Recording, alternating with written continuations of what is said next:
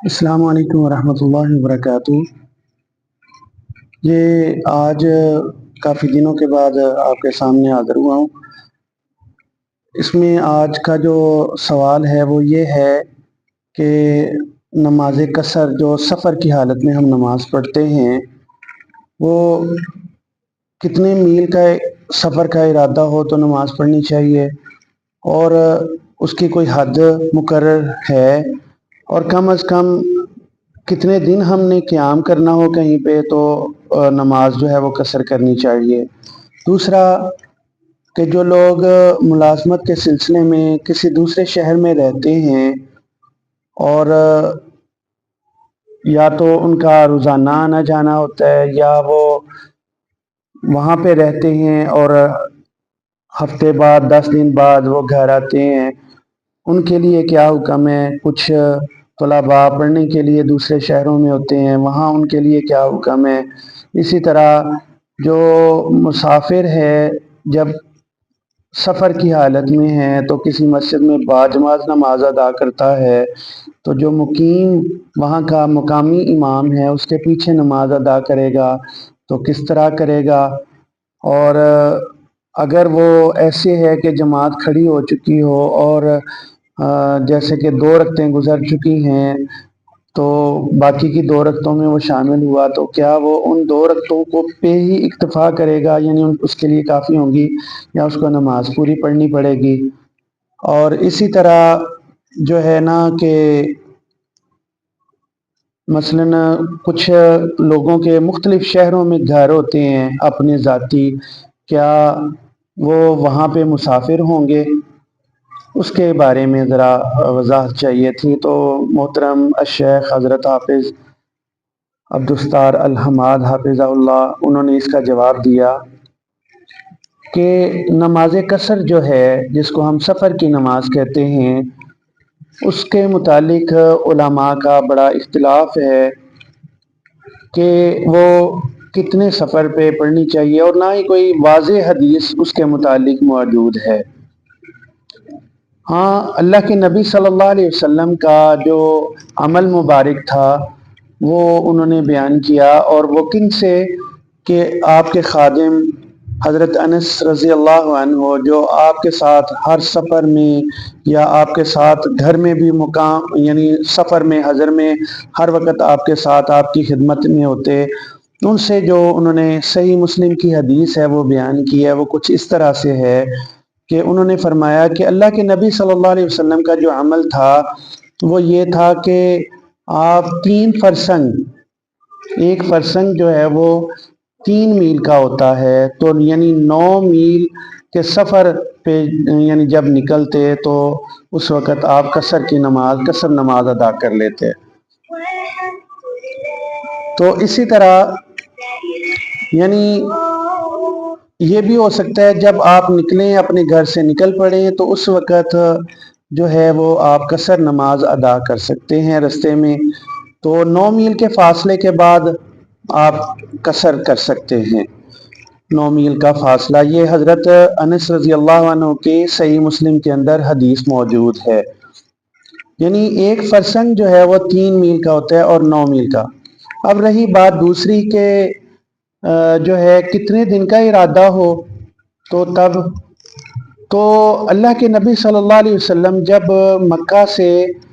مدینہ سے مکہ میں حج کے لیے تشریف لائے تو آپ 4 ذی الحج کو آئے تھے، تو جو سفر کا دن اور رخصتی کا دن کے علاوہ آپ نے وہاں پہ 3 دن اور 3 راتیں قیام کیا تھا، یعنی 8 ذی الحج تک جو دن تھے ان میں آپ صلی اللہ علیہ وسلم نے قصر نماز ادا کی تھی، یعنی آپ 2 رکعتیں ہی پوری نماز نہیں پڑھتے تھے، قصر ہی پڑھتے تھے۔ تو یعنی اس کے علاوہ پھر آپ عرفات میں، مینا میں، مزدلفہ میں آپ سفر میں رہے، آتے جاتے رہے، تو وہ معاملہ تھا، لیکن جو آپ نے قیام کیا تھا 4 ذی الحج سے لے کے 8 ذی الحج تک، آپ نے 3 دن اور 3 راتیں تو یہی بہتر ہے کہ ہمیں اتنا ہی کرنا چاہیے، کیونکہ آپ صلی اللہ علیہ وسلم کا طریقہ ہی لَقَدْ كَانَ لَكُمْ فِي رَسُولِ اللَّهِ أُسْوَةٌ حَسَنَةٌ، یہ حضرت انس رضی اللہ عنہ نے بھی یہ آیت پڑھ کے اپنے شاگردوں کو بتلائی کہ جو نبی صلی اللہ علیہ وسلم کا طریقہ ہے اس کے مطابق ہمیں کرنا چاہیے عمل۔ دوسری بات یہ کہ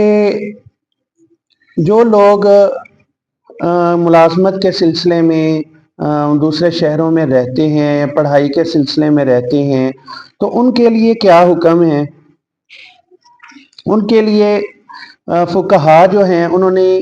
دو اس کی جو ہے نا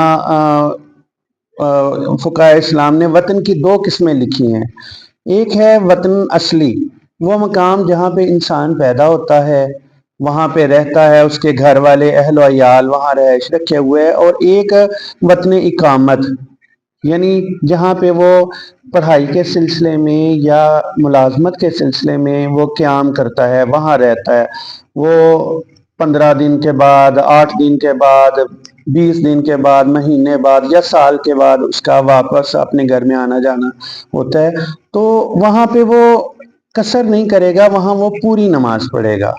اسی طرح جس بندے کے کوئی مختلف شہروں میں گھر ہیں، وہ اس کا وطن اصلی ہے، جہاں جہاں اس کے گھر ہیں، وہ جہاں جب جائے گا تو رستے میں تو ہاں وہ سفر یعنی قصر نماز پڑھ سکتا ہے، لیکن جب وہ اپنے کسی بھی گھر میں جو اس کے ذاتی گھر ہیں کسی دوسرے شہر میں بھی وہاں پہنچے گا تو وہاں وہ پوری نماز ادا کرے گا۔ اسی طرح یہ تھا سوال کہ سسرال جو ہے اس کے متعلق کہا جاتا ہے جی وہ بھی تو اپنے ہی گھر ہوتا ہے، وہاں پہ پوری نماز پڑھنی چاہیے یا کہ قصر کرنی چاہیے؟ تو وہاں جو ہے کچھ لوگوں نے کہا کہ جی مسند احمد کے اندر ایک حدیث ملتی ہے کہ جو ہے نا اللہ کے نبی صلی اللہ علیہ وسلم نے فرمایا جو شخص کسی شہر میں شادی کرے اسے وہاں مقیم جیسی نماز یعنی مقامی آدمی جیسی نماز پڑھنی چاہیے، لیکن حافظ ابن حجر رحمہ اللہ جو ہیں فتح الباری کے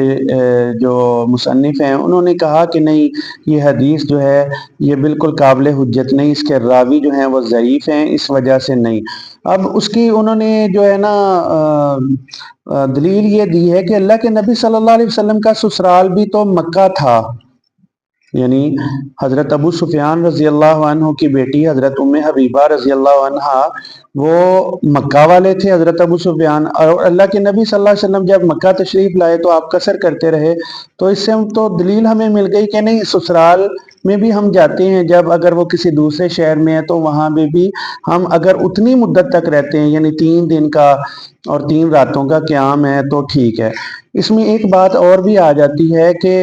ہمیں یہ پتہ نہیں ہوتا، ہاں جی ہم نے پروگرام بنایا ہوا ہے، ہم نے واپس جانا ہے جی، کل جانا ہے، پرسوں جانا ہے یا اس سے اگلے دن جانا ہے، لیکن ہوتا کیا ہے کوئی نہ کوئی ایسا کام پڑتا جاتا ہے، ہم لیٹ ہوتے جاتے ہیں، اس وجہ سے آ نہیں رہے، یہاں تک کہ وہ دنوں پہ دن گزرتے جا رہے ہیں، 10 15 20 دن مہینہ تک گزر گیا، تو تمام علماء کا اس بات پہ اتفاق ہے کہ پھر وہاں پہ ہم مسافر والی ہی قصر ہی نماز کرتے رہیں گے، کیونکہ ہمیں اپنی قیام کی مدت جو ہے اس کا معلوم نہیں ہے۔ اگر اس کا معلوم ہے کہ ہم نے واپس اس دن چلے جانا ہے تو ٹھیک ہے۔ اسی طرح یہ جو بات ہو رہی تھی کہ مقامی امام اس کے پیچھے نماز، تو تمام صحابہ یعنی تقریباً حضرت عبداللہ بن عمر، حضرت عبداللہ بن عباس اور دوسرے صحابہ جو ہیں ان سب سے یہ بات ثابت ہے کہ وہ کہتے ہیں کہ نہیں، اگر آپ سفر میں ہیں اور کسی مقامی امام کے پیچھے نماز پڑھ رہے ہیں تو پھر آپ کو پوری نماز ہی یعنی فرض نماز جو ہے وہ پوری ادا کرنی ہوگی، 4 رکعتیں ہیں تو 4 پڑھنی ہے، تو اس میں یہ نہیں ہوگا کہ آپ 2 رکعتیں بعد میں شامل ہوئے ہیں تو 2 رکعتیں پڑھ کے سلام پھیر دیں گے، نہیں، آپ باقی نماز پوری کریں گے، کیونکہ یہ جو ہے نا اس طرح نہیں ہو سکتا، آپ نے مقامی امام کے پیچھے، ہاں مسافر امام ہے تو اس نے کہیں پہ جا کے نماز پڑھائی ہے تو وہاں کے مقامی لوگ جو ہیں باقی کی نماز جو ہے وہ اٹھ کے پوری کر لیں گے، جیسے کہ کسی کی رکعتیں رہ جاتی ہیں تو وہ سلام کے بعد باقی کی نماز پوری کرتا ہے۔ تو یہ سارا معاملہ، اگر اس میں کوئی کسی قسم کی کوئی شک شبے والی بات ہو تو وہ آپ کمنٹس میں جو ہے نا آپ اس کے بارے میں سوال کر سکتے ہیں۔ یہ ذرا لمبی ویڈیو ہو گئی ہے، اس لیے آج ایک ہی ویڈیو کافی ہے، تو انشاءاللہ آئندہ ہر روز اسی طرح مختلف مسائل پہ آپ سے گفتگو ہوتی رہے گی۔ اللہ تعالیٰ سے دعا ہے اللہ تعالیٰ ہمیں دین کو سمجھنے، اللہ کے نبی صلی اللہ علیہ وسلم کے طریقے پہ چلنے اور عمل کرنے کی توفیق عطا فرمائے۔ السلام علیکم ورحمۃ اللہ وبرکاتہ۔